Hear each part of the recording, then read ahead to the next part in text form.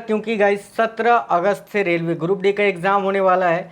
ठीक है, नोटिफिकेशन आ चुका है जैसे कि आप लोग जान चुके हैं, देख लिए हैं सभी। तो 17 अगस्त से जो है रेलवे ग्रुप डी का एग्ज़ाम स्टार्ट है। ठीक है, तो अब जो है हम लोग डेली जो है ज़्यादा से ज़्यादा 3 से 4 वीडियो प्रैक्टिस सेट करेंगे और लाइव क्लासेस जो टाइम पे चलती है वो तो चलेगी ही। तो अब थोड़ा तैयार हो जाइए आप लोग भी और अच्छे से ध्यान लगाकर पढ़ाई करिए। इस वीडियो में हमने 80 क्वेश्चन ऐड करा है बहुत ही शॉर्ट समय में, क्योंकि अभी आपका समय भी नहीं है, बहुत ही कम समय में ये 80 क्वेश्चन है। पूरा वीडियो को कंप्लीट देखिएगा, एक भी क्वेश्चन को स्किप मत करना। साइंस और जीके दोनों के क्वेश्चन मिक्स हैं जो रेलवे एग्जाम के लिए आपके मस्ट इंपोर्टेंट है। तो पूरा वीडियो को कंप्लीट देखिएगा। सभी साथी वीडियो को लाइक कर दीजिए, शेयर कर दीजिए और चैनल सब्सक्राइब करके बेल आइकन को ऑन कर लीजिएगा। चलिए तो शुरू करते हैं, देखते हैं आज कौन कौन से क्वेश्चन से क्लास में अभी हमारे डायरेक्टली। ये रहा पहला क्वेश्चन, उज्जैन किस नदी के किनारे पर स्थित है? उज्जैन ये किस नदी के किनारे पर स्थित है? तो देखिए राइट आंसर हो जाएगा शिप्रा नदी के किनारे। शिप्रा करेक्ट हो जाएगा, शिप्रा याद रखिएगा। आगे देखिए, निम्न में से कौन सी धातु बिजली की सबसे अधिक सुचालक है? बिजली की सबसे अधिक सुचालक वाली धातु कौन सी है? तो चांदी करेक्ट आएगा। आगे, गोबर गैस में मुख्य रूप से क्या पाया जाता है? तो गैस याद रखिएगा मीथेन। स्वतंत्रता मेरा जन्मसिद्ध अधिकार है और मैं इसे लेकर रहूंगा, किसने कहा था? तो लोकमान्य तिलक ने। राज्यसभा के सदस्यों का चुनाव कितनी अवधि के लिए किया जाता है? तो गाइस देखिए राइट आंसर हो जाएगा 6 वर्ष के लिए। ठीक है, राज्यसभा के जो सदस्य होते हैं वो 6 वर्ष के लिए चुने जाते हैं। हिंदी भाषा की लिपि कौन सी है? तो याद रखिएगा देवनागरी। देवनागरी करेक्ट आंसर होगा। नेक्स्ट क्वेश्चन, हमारी आकाश गंगा का क्या नाम है? हमारी आकाश गंगा का नाम क्या है? तो देखिएगा दूध मेखला या मिल्की वे। ठीक है, याद रखिए। हिंदी भाषा का पहला समाचार पत्र कौन सा था? हिंदी भाषा का पहला समाचार पत्र कौन सा था? तो गाइस उदंत मार्तंड, याद रखिएगा उदंत मार्तंड। तुलसीदास कृत रामचरितमानस हिंदी भाषा की किस बोली में लिखी गई है? तुलसीदास कृत रामचरितमानस जो है हिंदी भाषा की किस बोली में लिखी गई है? तो अवधी बोली में। अवधी करेक्ट हो जाएगा। तुलसीदास कृत रामचरितमानस हिंदी भाषा की किस बोली में? ये रिपीट हो गया है, अवधी मैंने बताया आपको। हरियाणा के राजकवि कौन कहलाते हैं? हरियाणा के राज्य कवि याद रखिए उदय भानुहंस, ये हरियाणा के राज्य कवि कहलाते हैं। आधुनिक ओलंपिक खेलों की शुरुआत कब और कहां से हुई थी? तो देखिए राइट आंसर एथेंस में, जो यूनान में है। कब से? तो 1896 से। ठीक है, आगे देखिए, भारत ने किस खेल में ओलंपिक खेलों में 8 बार स्वर्ण पदक जीता है? तो याद रखिएगा हॉकी में। भारत ने आखिरी बार हॉकी में स्वर्ण पदक कब और कहां जीता था? तो याद रखिए 1980 में। कहां पर? मॉस्को में। ओलंपिक खेलों का आयोजन कितने वर्षों के बाद होता है? याद रखिए 4 वर्षों के बाद। अंतर्राष्ट्रीय ओलंपिक समिति का मुख्यालय कहाँ स्थित है? तो लुसान में, जो स्विट्जरलैंड में स्थित है। सन 1912 में ओलंपिक खेल कहाँ हुआ था? तो याद रखिए लंदन में। ओलंपिक ध्वज में कितने गोले हैं? ओलंपिक ध्वज में कितने गोले हैं? तो 5 गोले याद रखिएगा। देखो, बैक टू द वेदास यानी वेदों की और लोटों का नारा किसने दिया था? तो राइट आंसर हो जाएगा महर्षि दयानंद ने। प्रसिद्ध झंडा गीत झंडा ऊंचा रहे हमारा की रचना किसने की थी? तो श्यामलाल गुप्त पार्षद ने। आगे देखिए, पशुओं में मिल्क फीवर बीमारी किसकी कमी के कारण होती है? पशुओं में मिल्क फीवर बीमारी जो होता है किसकी कमी के कारण होती है? तो कैल्शियम की कमी के कारण। मानव शरीर के किस अंग द्वारा यूरिया को रक्त से फिल्टर किया जाता है? मानव शरीर के किस अंग के द्वारा यूरिया को रक्त से फिल्टर किया जाता है? तो गुर्दे के द्वारा। गुर्दा याद रखिएगा। किस एकमात्र भारतीय को अर्थशास्त्र में नोबेल पुरस्कार मिला है? तो याद रखिए प्रोफेसर अमर्त्य सेन को। भारत रत्न उस्ताद बिस्मिल्लाह खां किस वाद्य यंत्र के वादन में विख्यात रहे? यह भी क्वेश्चन बहुत अच्छा है, शहनाई याद रखिएगा। चलिए, भिलाई इस्पात संयंत्र का निर्माण किस देश के सहयोग से किया गया था? तो गाइस भिलाई इस्पात संयंत्र का निर्माण किस देश के सहयोग से? रूस के सहयोग से किया गया था। उत्तरी ध्रुव में भारत के अनुसंधान केंद्र का नाम क्या है? तो उत्तरी ध्रुव में भारत के अनुसंधान केंद्र का नाम क्या है? हिमाद्री याद रखिएगा, हिमाद्री। विश्व में माउंट एवरेस्ट पर चढ़ने वाली प्रथम महिला कौन थी? तो याद रखिए जापान की जुंको तबई। पीलिया किस अंग का रोग है? पीलिया बीमारी जो होता है किस अंग को प्रभावित करता है? तो यकृत या लीवर। द्रव सभी दिशाओं में समान दाब पारित करता है, यह कथन किस नियम से संबंधित है? तो पास्कल का नियम याद रखना। क्लोरोफिल का खनिज घटक क्या है? क्लोरोफिल का खनिज घटक क्या है? तो गाइस मैग्नीशियम, सभी साथी देख लीजिएगा मैग्नीशियम। आगे देखिए, किसने सर्वप्रथम अशोक के अभिलेखों को पढ़ा था? किसने सर्वप्रथम अशोक के अभिलेखों को पढ़ा था? तो जेम्स प्रिंसेप ने, याद रखिएगा जेम्स प्रिंसेप। किस बौद्ध भिक्षु के प्रभाव में अशोक ने बौद्ध धर्म को ग्रहण किया था? तो याद रखिए उपगुप्त के प्रभाव में। उपगुप्त करेक्ट हो गया। आगे कौन सा मुगल बादशाह अशिक्षित था? तो अकबर, याद रखिएगा अकबर जो है अशिक्षित थे, है ना। आगे देखिए अमृतसर शहर की स्थापना किसने की थी? अमृतसर शहर की स्थापना किसने की थी? तो गुरु रामदास ने। गुरु रामदास बता रहे हैं तो करेक्ट आंसर हो गया गाइस। गदर पार्टी का संस्थापक कौन था? देखिएगा 35 नंबर क्वेश्चन। तो देखिए गदर पार्टी का संस्थापक लाला हरदयाल, ठीक है। देखो सिख इतिहास में लंगर प्रथा किसने शुरू की थी? बताइए, सिख इतिहास में लंगर प्रथा को किसने शुरू किया था? तो गुरु अंगद देव ने।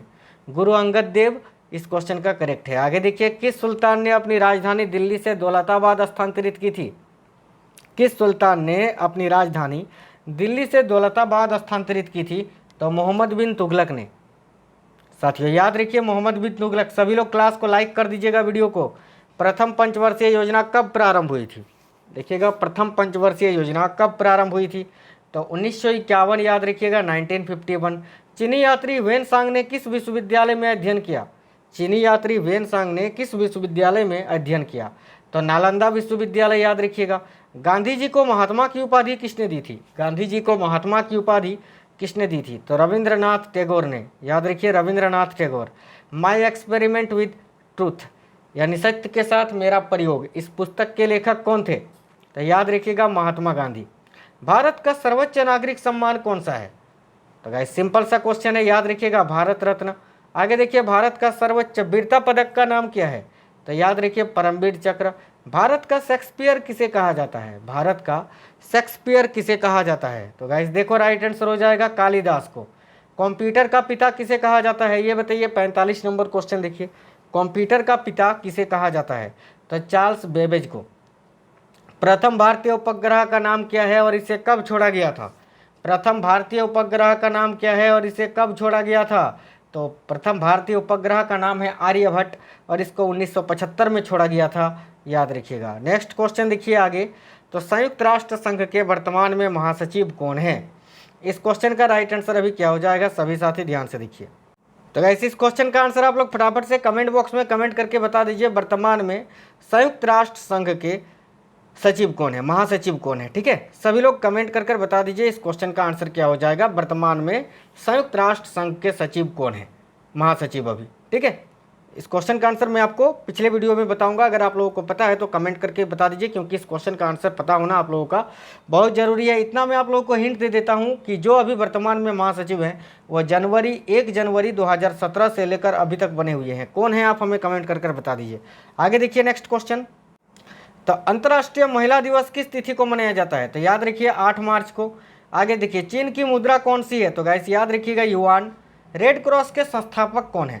याद रखना है हेनरी डुनांट। ठीक है, हीमोग्लोबिन की कमी से होने वाला रोग कौन सा है? तो गाइस एनीमिया, याद रखिएगा। आगे देखो हैदराबाद किस नदी पर बसा है? हैदराबाद किस नदी पर बसा है? तो मूसी नदी के किनारे पर। विश्व में चांदी का सबसे बड़ा उत्पादक देश कौन सा है? तो मैक्सिको, याद रखिएगा। क्षेत्रफल के अनुसार विश्व का सबसे छोटा देश कौन सा है? तो गाइस वेटिकन सिटी, याद रखिए। आगे पनामा नहर किन 2 महासागरों को जोड़ती है? तो याद रखना प्रशांत महासागर और उत्तरी अटलांटिक महासागर को। भारत के संघीय क्षेत्र दादरा और नगर हवेली की राजधानी कौन सी है? तो सिलवासा, याद रखिएगा। क्षेत्रफल की दृष्टि से भारत का सबसे बड़ा राज्य कौन सा है? तो गाइस देखो राजस्थान बता रहे हैं आप लोग, तो करेक्ट आंसर हो जाएगा राजस्थान, याद रखिएगा। पृथ्वी दिवस कब मनाया जाता है? तो 22 अप्रैल को। फूलों की घाटी किस राज्य में स्थित है? ठीक है, वैली ऑफ फ्लावर, तो याद रखिए उत्तराखंड में। आगे देखिए वर्ष 2011 में नवनिर्मित राष्ट्र दक्षिण सूडान की राजधानी कौन सी है? तो दक्षिण सूडान की राजधानी जबा है, याद रखिएगा। जुबा है ना, जुबा करेक्ट आंसर हो जाएगा। आगे देखिए आईने अकबरी का लेखक कौन था? तो गाइस देखिए अबुल फजल, करेक्ट हो जाएगा अबुल फजल। आगे देखिए होपमैन कप किस खेल से संबंधित है? तो याद रखिएगा टेनिस से। आगे देखिए देशबंधु के नाम से कौन जाने जाते हैं? तो भाई देखिए चितरंजन दास, करेक्ट आंसर हो जाएगा। आगे देखिए क्वेश्चन, जंग लगने से बचाने के लिए लोहे पर जस्ते की परत चढ़ाने की क्रिया को क्या कहते हैं? तो गाइस याद रखिए जस्तीकरण या गैल्वेनीकरण या गैल्वेनाइजेशन। मानव शरीर की सबसे बड़ी ग्रंथि का नाम क्या है? सिंपल सा क्वेश्चन है, यकृत करेक्ट हो जाएगा। भारत का प्रथम तेल शोधन संयंत्र कहाँ पर स्थित है? तो याद रखिए डिगबोई में, असम में। यूनेस्को द्वारा कलिंग पुरस्कार किस क्षेत्र के लिए दिया जाता है? तो यूनेस्को के द्वारा कलिंग पुरस्कार विज्ञान के क्षेत्र में दिया जाता है गाइस, याद रखना। आगे, हैदराबाद में चार मीनार का निर्माण किसने किया था या करवाया था? तो कुली कुतुब शाह ने, याद रखना, कुली कुतुब शाह। आगे देखिएगा सभी, अंग्रेजों द्वारा या अंग्रेज द्वारा पूर्ण स्वाधीनता का प्रस्ताव कब और कहाँ पारित किया गया था? तो गाइस देखिए राइट आंसर सन 1929 के लाहौर अधिवेशन में। आगे देखिए, भारत का सबसे पुराना चालू रेल इंजन कौन सा है? तो भाई भारत का सबसे पुराना चालू रेल इंजन कौन सा है? तो फेरी क्वीन। आगे देखिए, भारत में आपातकाल की प्रथम घोषणा कब की गई थी? तो चीन के आक्रमण के समय 26 अक्टूबर 1962 को। भारत में भाषा के आधार पर बनने वाला राज्य कौन सा है? तो याद रखिएगा, आंध्र प्रदेश। भारत पर हमला करने वाला, देखिए भारत पर हमला करने वाला प्रथम मुस्लिम आक्रमणकारी कौन था? तो याद रखिए, मोहम्मद बिन कासिम। कब इन्होंने आक्रमण किया था? तो 712 ईस्वी में। सेल्यूकस का राजदूत जो चंद्रगुप्त मौर्य के दरबार में आया था कौन था? तो याद रखिए राइट आंसर मेगास्थनीज करेक्ट हो गया। श्रीलंका का पुराना नाम क्या है गाइस? तो देखिए, श्रीलंका का पुराना नाम है सिलोन। आगे देखिए, साइमन कमीशन के बहिष्कार के दौरान लाठीचार्ज से किस नेता की मृत्यु हो गई थी? साइमन कमीशन जो 1928 में भारत आया था, लाठीचार्ज के दौरान किस नेता की मृत्यु हो गई थी? तो लाला लाजपत राय की, याद रखिएगा, लाला लाजपत राय। आगे देखिए, भारत में निर्मित प्रथम कंप्यूटर का नाम क्या है? भारत में निर्मित प्रथम कंप्यूटर का नाम, तो याद रखिएगा, सिद्धार्थ। ठीक है, सिद्धार्थ भारत में निर्मित प्रथम कंप्यूटर है। गायत्री मंत्र का उल्लेख किस ग्रंथ में है? तो गाइस देखिएगा, गायत्री मंत्र का उल्लेख किस ग्रंथ में है? तो ऋग्वेद में। ऋग्वेद करेक्ट आंसर हो जाएगा। आगे देखिए क्वेश्चन, आनुवांशिकता के नियमों का प्रतिपादन किसने किया था? तो गाइस देखिए, आनुवांशिकता के नियमों का प्रतिपादन ग्रेगोर मेंडल ने किया था, याद रखिए। तो गाइस ये क्लास खत्म हो गई। रेलवे ग्रुप डी का एग्जाम डेट आ गया है, 17 अगस्त से पेपर है आप लोगों का। तो आप तैयार हो जाइए और सारे वीडियोस को देखना। मैं कोशिश करूंगा कम से कम 3 वीडियो डेली जो है, ये शॉर्ट वीडियो इस टाइप का प्रोवाइड कराऊं, और 3 लाइव क्लास डेली, 6 क्लासेस है ना। तो सभी लोग वीडियो लाइक कर दीजिए, शेयर कर दीजिए दोस्तों के साथ, और नए साथी जितने भी हैं चैनल को सब्सक्राइब करके बेल आइकन को ऑन कर लीजिए। मिलते हैं नेक्स्ट क्लास में, तब तक के लिए जय हिंद, वंदे मातरम।